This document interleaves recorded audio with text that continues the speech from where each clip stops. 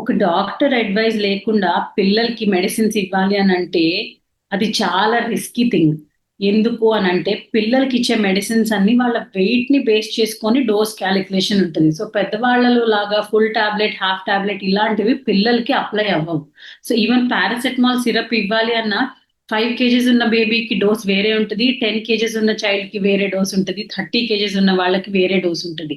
So ఇది తెలుసుకోకుండా common గా పెద్దవాళ్ళే చిన్న పిల్లలు, పెద్దవాళ్ళు అని చెప్పి మీరు వాళ్ళకిచ్చే దాంట్లో హాఫ్ డోసు అలా తెలియకుండా ఇచ్చేయడం వల్ల చాలా డేంజరస్ సైడ్ ఎఫెక్ట్స్ రావచ్చు. ఓవర్ ద కౌంటర్ మెడికేషన్స్ పిల్లలకి ఇవ్వడము అస్సలు సేఫ్ కాదు.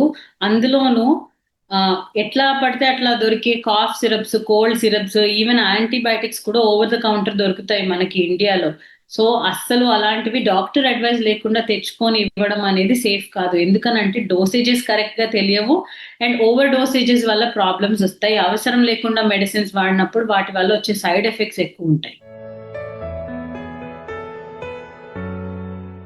95% ఆఫ్ ద టైమ్ పిల్లల్లో సీజనల్ గా వచ్చేవన్నీ వైరల్ ఇన్ఫెక్షన్స్ అండ్ అవి తగ్గడానికి అట్లీస్ట్ ఎంత లేదన్నా 4 to 5 days or at least week time పడుతుంది. కానీ ఇవి తొందరగా తగ్గాలి అనే ఉద్దేశంతో వైరల్ ఇన్ఫెక్షన్స్ కి యాంటీబయాటిక్స్ వేయడం అయితే అస్సలు కరెక్ట్ కాదు అండ్ అవి పనిచేయవు కూడా. సో మనము ఒక ఒక వైరస్ ని చంపడానికి యాంటీబయాటిక్ ని యూజ్ చేయడం అనేది చాలా రాంగ్ కాన్సెప్ట్. ఇవి వేస్తే కానీ జ్వరాలు తగ్గవు, ఇవి వేస్తే కానీ పిల్లలు బెటర్ అవ్వరు అనే ఒపీనియన్ లో నుంచి పేరెంట్స్ బయటికి రావాలి.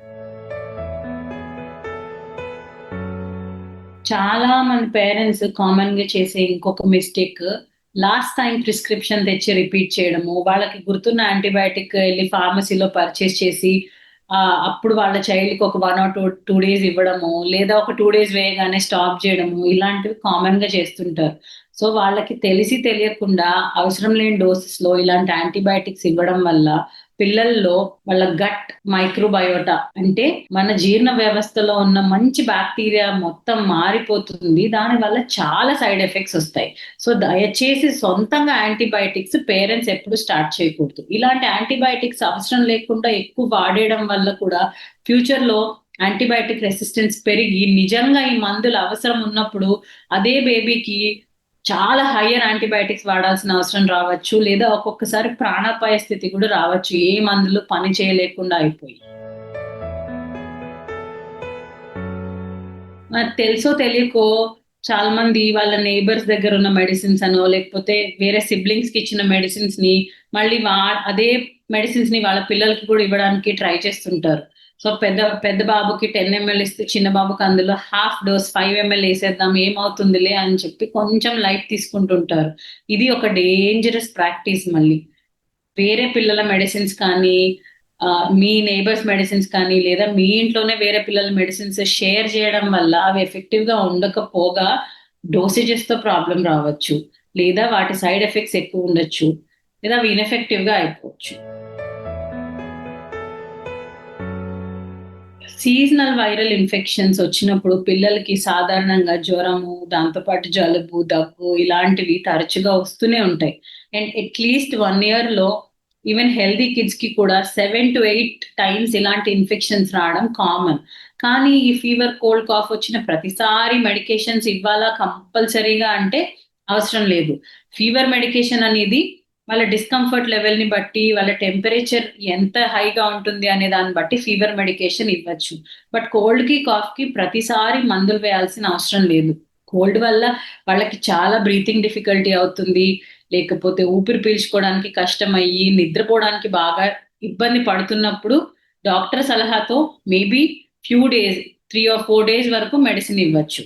బట్ కాఫ్ కి మాత్రం తెలియకుండా ఓవర్ ద కౌంటర్ మెడికేషన్స్ తెచ్చుకొని ప్రతిసారి కాఫ్ వచ్చిన ప్రతిసారి మందులు ఇవ్వాల్సిన అవసరం అయితే అస్సలు లేదు.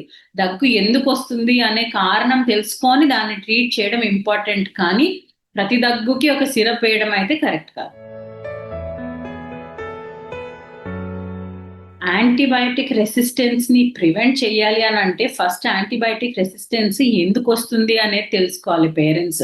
అవసరం లేకుండా చిన్న చిన్న వైరల్ ఇన్ఫెక్షన్స్ కి యాంటీబయాటిక్స్ యూజ్ చేసేయడము, లేదా వాళ్ళకి తోచినట్టు 1 or 2 days యాంటీబయాటిక్స్ యూజ్ చేసి స్టాప్ చేసేయడము, లేదా అదే యాంటీబయాటిక్ ని రిపీటెడ్ గా ఎవ్రీ మంత్ యూజ్ చేయడము, ఇలాంటివి చేసినప్పుడు సొసైటీలో యాంటీబయాటిక్ రెసిస్టెన్స్ అనేది చాలా పెరుగుతుంది. దాన్ని ప్రివెంట్ చేయాలి అని అంటే యాంటీబయాటిక్స్ ని చాలా జుడిషియస్ గా వాడాలి. యాంటీబయాటిక్స్ అనేవి ఓవర్ ద కౌంటర్ అమ్మకూడదు. ప్రిస్క్రిప్షన్ లేకుండా అస్సలు వాటిని సెల్ చేయకూడదు బయట ఎక్కడ.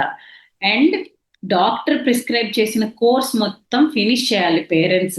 2 రోజుల్లో తగ్గిపోయింది కదా అని 5 days వాడాల్సిన కోర్స్ వాడకుండా చాలా మంది స్కిప్ చేస్తుంటారు. ఇది కూడా one of the leading cause for antibiotic resistance. So antibiotics ట్రూగా నీడ్ ఉన్నప్పుడే స్టార్ట్ చేయాలి. అవసరం లేనప్పుడు అస్సలు వాడకూడదు.